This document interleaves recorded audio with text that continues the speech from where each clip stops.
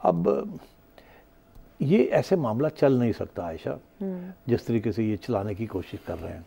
इसीलिए खान साहब एक चोरी के वोट के ऊपर आके बैठे थे। कितनी देर, 3.5 साल चली, ज़्यादा देर नहीं चली ना, नहीं ना चली। बिल्कुल। तो आपका क्या ख्याल है कि अब जो हालात हैं उससे भी ज़्यादा सीरियस है, उससे भी ज़्यादा घपला हुआ है।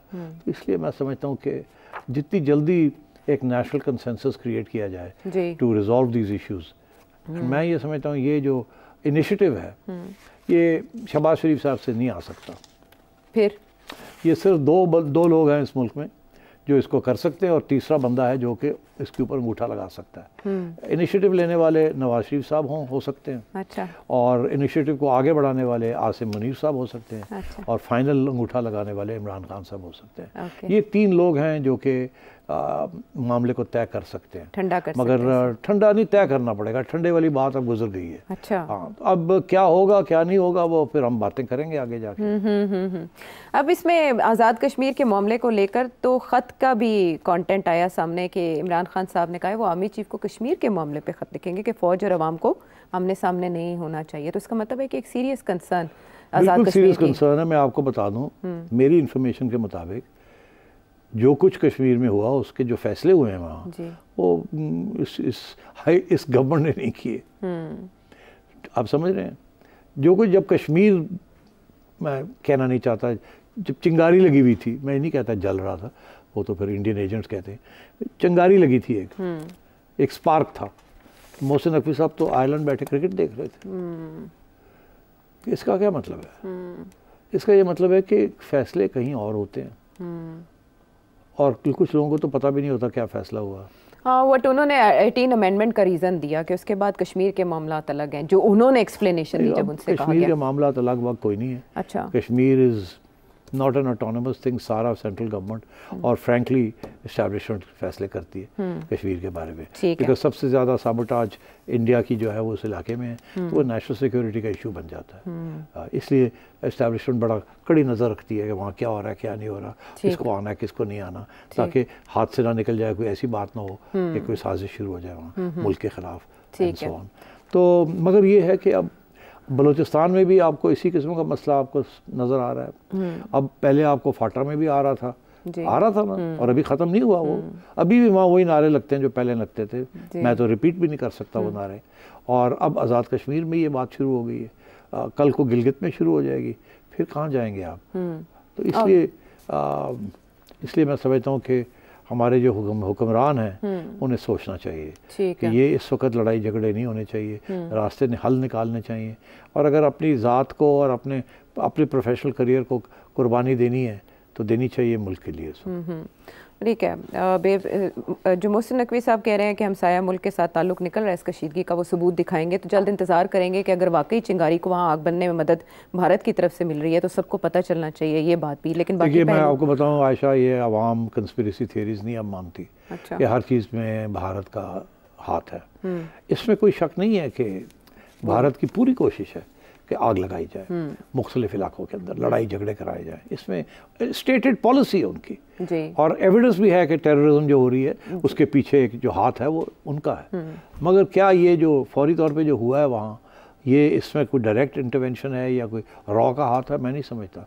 देखिए, उनके जो 10 डिमांड्स हैं, पता नहीं कितने लोगों ने पढ़े हैं मैंने पढ़े हैं। अच्छा। उनमें से 3-4 तो बड़े फेयर डिमांड्स हैं। 1-2 ऐसे हैं जो कि वो प्रोपागेंडा के तौर पे किए जाते हैं और वो एक प्रोपागेंडा पॉइंट बनाया जाता है। जो फेयर डिमांड है वो यही है कि बैकवर्ड एरिया पॉलिसी पहले यही थी कि बैकवर्ड एरिया को सब्सिडाइज किया जाए। बिजली भी सस्ती मिलती थी, आटा भी सस्ता मिलता था। अब IMF ने आके कहा ये सब बंद करें, बैकवर्ड और नॉन बैकवर्ड आप कंसिस्टेंसी करें। ये इस गवर्नमेंट की मजबूरी है, उनको करना पड़ रहा है। अच्छा। अनफॉर्चुनेटली एक वहाँ की आदतें पड़ी हुई हैं कि हम स्पेशल हैं, हमने बड़ी हैं और इसलिए हमें स्पेशल फैसिलिटीज़ मिलनी चाहिए। और बहुत से लोग हैं जो समझते हैं कि आज़ाद कश्मीर के लोग दुनिया में पहुंच गए हैं, वहाँ से पैसे बेचते हैं, हमारा बहुत बड़ा हक है, ये है वो है। ऐसी कोई बात नहीं है। पैसे आप अदालत हुकूमत के लिए नहीं भेजते, पैसे आप अपनी फैमिलीज़ के लिए भेजते हैं। तो इट्स नॉट एन इशू, आप भेजें या ना भेजें, got nothing to do with your patriotism. मगर अलबत्ता ये ज़रूर है कि Azad Kashmir is in the line of fire. It is on the border, it is the centre of conflict. India claim कर रहा है कि ये हमारा हिस्सा है, आप क्लेम कर रहे हैं कश्मीर का हिस्सा। तो ये और बहुत जंग हुई है इसके ऊपर, तो सेंसिटिव तो है ना। तो क्या है 23 बिलियन रुपीस क्या था? अगर आप ये ना छेड़ते, जो रहने देते तो क्या था? तो आखिर में करना पड़ गया ना। अब जब आपने किया है तो मैं अभी एक्सप्लेन किया कि गलतियां की हैं ये सारी। तो अब बात ये है कि एक उनका डिमांड ये है कि जी क्योंकि पानी जो है वो आज़ाद कश्मीर से जाता है या और तो हमें स्पेशल रेट्स मिलने चाहिए। बिजली क्योंकि इतने किलोवाट्स या मेगावाट्स जो डैम्स हैं वहाँ उनके ज़रिए बनती है, तो इसलिए हमें सस्ती मिलनी चाहिए। तो बलूचिस्तान भी ये कहता है गैस, सुई गैस निकलती है सुई से, तो पहले हमें मिलनी चाहिए। तो इसी तरीके के साथ सिंध में जो सुई सदन और सिंध में जो गैस निकली है वो सिंधी कहते हैं, पहले हमें मिलनी चाहिए। तो फिर ऐसे तो रह जाएगा ना सारा खाता। पंजाब से नहीं कोई ऐसी डिमांड आती? पंजाब ना पानी पंजाब बनाता है, ना गैस पंजाब से निकलती है, ना तेल पंजाब से निकलता है, मगर सारी जो कारोबार है वो पंजाब में होता है। अब उनको जब उनको ये पता चलता है कि जी हमारे इलाकों में से ये रिसोर्सेज मिल रहे हैं, तो आगे से उन्हें ये भी समझ आती है कि 70% पाकिस्तान की अफवाज पंजाब से है। टॉप ब्यूरोक्रेसी जो है वो पंजाब से है, तो हुक्मरान तबका पंजाब से है। तो ये सारी बातें फिर इकट्ठी हो जाती हैं। जब आप एक फैमिली के अंदर रहते हैं तो फिर कोई इशू नहीं बनता, मगर जब लड़ाई झगड़े असासों के ऊपर और प्रॉपर्टीज़ के ऊपर लड़ाई झगड़े शुरू हो जाते हैं तो फिर लोग रिश्तेदारियाँ नहीं देखते। इसी तरीके इसीलिए सेसेशनिस्ट मूवमेंट्स भी बनते हैं और नए ब्रेकअप्स भी होती हैं मुल्कों की। बिल्कुल ठीक। तो मैं ये समझता हूँ कि हमारा ruling establishment, Punjabi ruling elite, तो सोचना चाहिए इनको। ठीक है। स्वाट है सारे मामले का, आज़ाद कश्मीर की जो सिचुएशन है उसी को सामने रखते हुए केपी के पास है ऑन ऑफ का स्विच। अली अमीन गंडापुर साहब की ये स्टेटमेंट और इस पर सीरियस कंसर्न्स जो हैं वो मुल्क में उठ रहे हैं। देखते हैं इसको फौरी तौर पर कौन एड्रेस करता है। सेठी साहब ने तो दे दिया रास्ता। हम वापस आते हैं एक ब्रेक के बाद।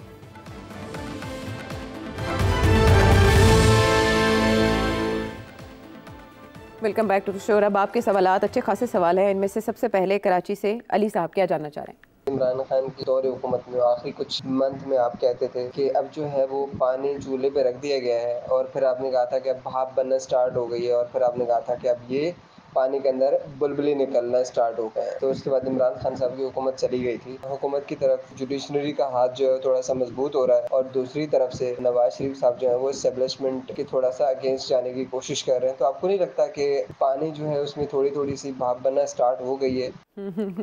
ये कैसी भाप है? पाजी तुसी बिल्कुल सही कह रहे हो। पानी उबलना शुरू हो गया है। वाह, अभी भाप नहीं बनी। अच्छा। पानी उबलना शुरू हो गया है। और आपने बहुत सही टाइम पे इस चीज़ को पकड़ा है।